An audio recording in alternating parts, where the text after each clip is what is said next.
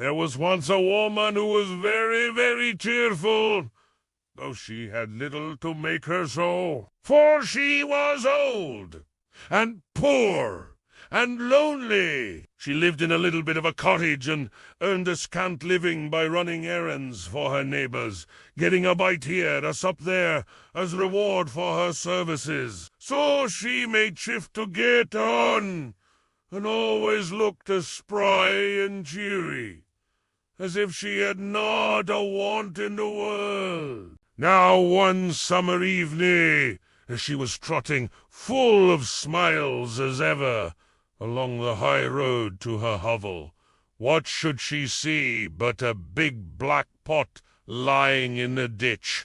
"Goodness me!" she cried.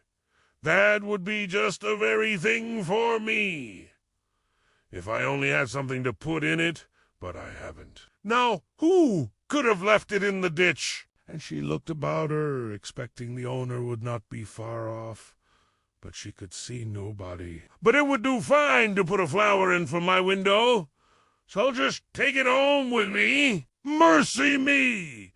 she cried, fair amazed.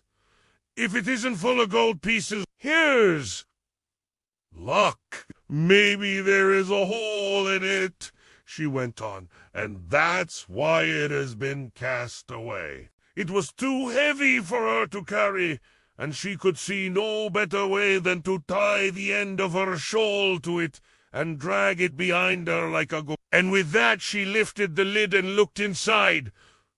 It wasn't a pot of gold at all. It was nothing but a lump of silver. Until becoming a bit tired again, she stopped to rest and gave a look round to see if her treasure was safe. And she saw nothing but a great lump of iron, and me thinking it was a pot of gold. I must have been dreaming. But this is luck. Silver is far less trouble. Is cierto min, and not so easy stolen. Them gold pieces would have been the death o' me, and with this great lump of silver, and I'm mistaking it for silver. I must have been dreaming. But this is luck. It's real convenient. I can get penny pieces for old iron, and penny pieces are a deal handier for me than your gold and silver. Why, I should never have slept a wink for fear of being robbed. But a penny piece comes in useful, and I shall sell that iron for a lot, and be real rich rollin' rich. And to think I mistook it for iron. I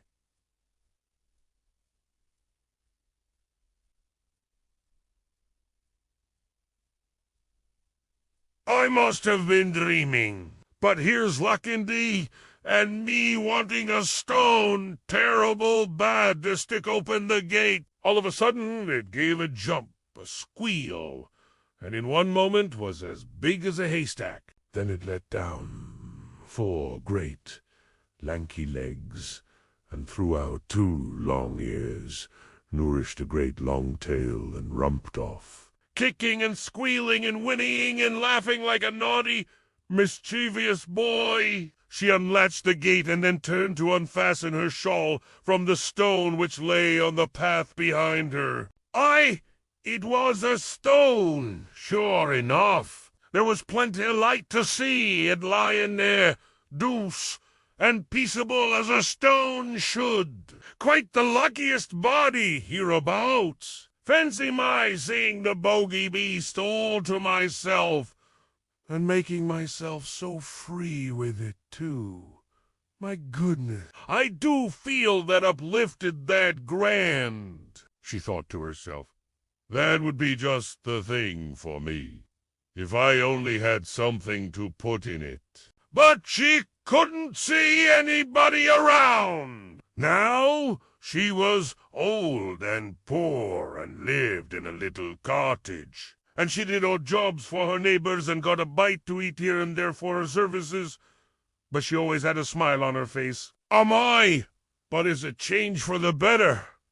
It's a fine thing to have good luck. She was so excited that she began to dance around the room saying, "Locks, but I feel rich. I feel awful rich."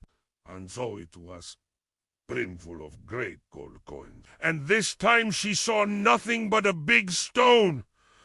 It was a lump of silver. But it would do fine to put a flower in for my window. So she took it home with her. Well, at first she simply stood stock still, wondering if she was standing on her head or her heels. Then she began saying.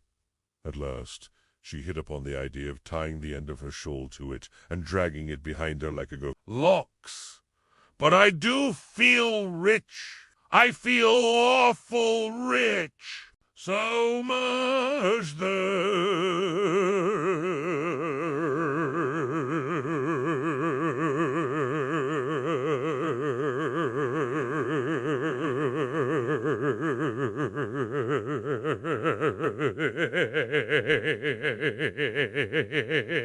the neighbors will not see what I'm bringing home, and I shall have all the night to myself and be able to think what I'll do. Mayhap I'll buy a grand house and just sit by the fire with a cup o' tea and do no work at all like a queen. Or maybe I'll bury it at the garden foot and just keep a bit in the old china teapot on the chimney piece. Or maybe goody, I feel that grand I don't know myself."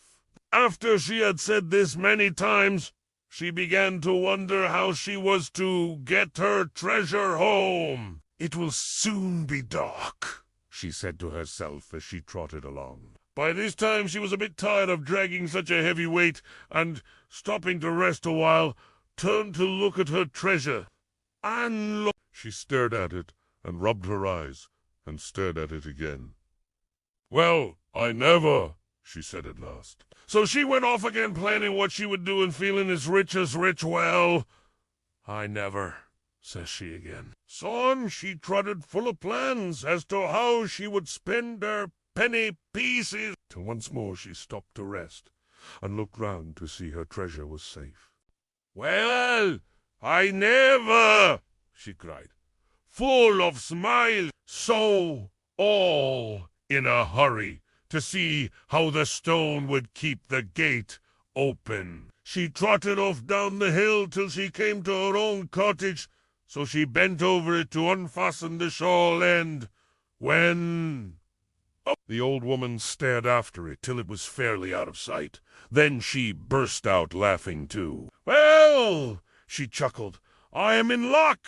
So she went into her cottage and spent the evening chuckling over her good luck. Once upon a time there was an old woman who was very, very cheerful. One day she was coming home from an errand and she saw a big black pot lying in the ditch. Then she said to herself, "Maybe there is a hole in it, and that's why it has been cast away." And when she opened the lid, she saw that it was full of gold pieces. Then she began to think how she was going to get such a heavy pot of gold home. But after a while she stopped to rest and turned to look at her treasure, and it wasn't a pot of gold at all.